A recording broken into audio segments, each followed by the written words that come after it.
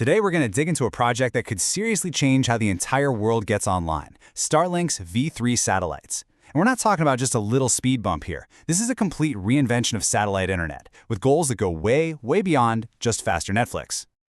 So let's get right to it. It's the big question, especially if you're stuck with a connection that's slow or just plain unreliable. Is a massive, rocket-fueled upgrade for your internet really just around the corner? And the answer is a big, fat yes. But, and this is a huge but, it all hangs on one thing, the success of Starship. You know, the biggest rocket ever built. If Starship works, V3 works. If it doesn't, well, the whole plan stalls. It's really that simple. So what is this Gigabit Promise from space all about? This isn't just about making your connection a little faster. The goal here is to completely change what you and I expect from an internet connection that comes from the sky.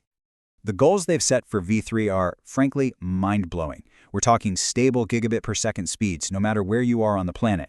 And latency, that's the lag you feel, right? They're shooting for under 20 milliseconds. At that point, the connection would feel exactly the same as the best fiber-optic cable. This is the big takeaway. It's the end of having to compromise just because you're on satellite internet.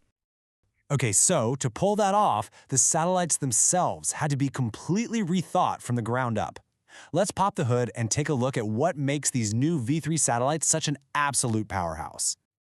Now, this is where things get wild. When you look at this comparison, you can see we are not talking about a 10 or 20% improvement. Just look at the capacity numbers for download and upload. The V3 is orders of magnitude more powerful than what's flying right now. It is a true generational leap forward. Let's just park on this one number for a second.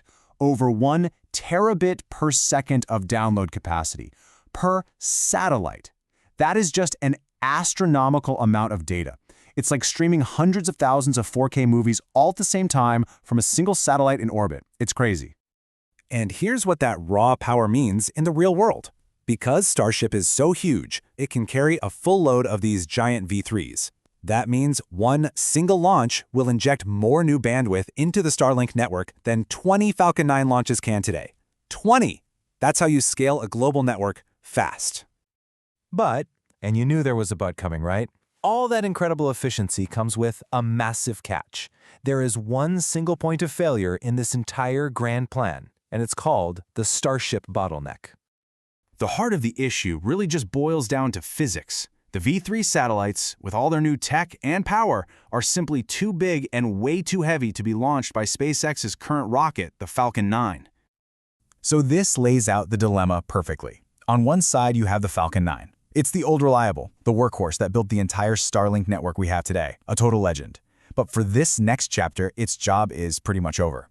On the other side, you have Starship. It's not just a cool option, it is the only key that unlocks the entire V3 network. The whole multi-billion-dollar plan rides on it working.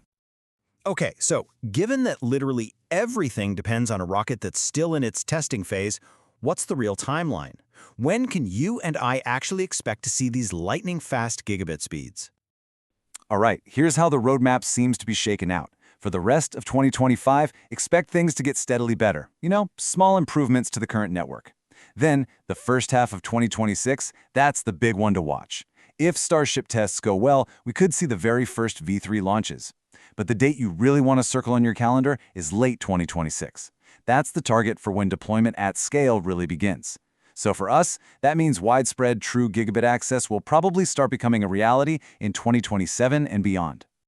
But hang on, the story doesn't stop with just super fast internet. The V3 platform is being designed for something else, something much, much bigger. We're talking about the world's first data centers in space. Yeah, you heard me right. This is where the plan shifts from just being ambitious to bordering on science fiction. The vision isn't just about beaming internet down to Earth, it's about moving some of the most power-hungry computing off of Earth and into orbit. And the plan is actually pretty straightforward. Step 1, you tweak future V3 satellites so they can carry powerful AI-grade computer chips. Step 2, you take advantage of the one thing space has an unlimited supply of, constant, powerful sunlight for solar power. And step 3, you create a whole new type of data center that doesn't have to worry about the limits of our planet's power grids. So, why on earth would you go to all this trouble? It really comes down to one word: power. The AI revolution is demanding an absolutely insane amount of energy, and it's already straining power grids down here.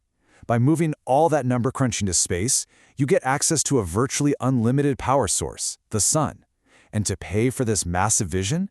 There's even talk that a dedicated IPO might be on the table for 2026. Which leaves us with this one final, kind of wild thought. For decades, we've talked about the cloud, but we all knew it was just a metaphor for a big building full of servers on the ground. But what if, in the next decade, the most powerful cloud computing is actually happening above the clouds, in orbiting solar-powered data centers?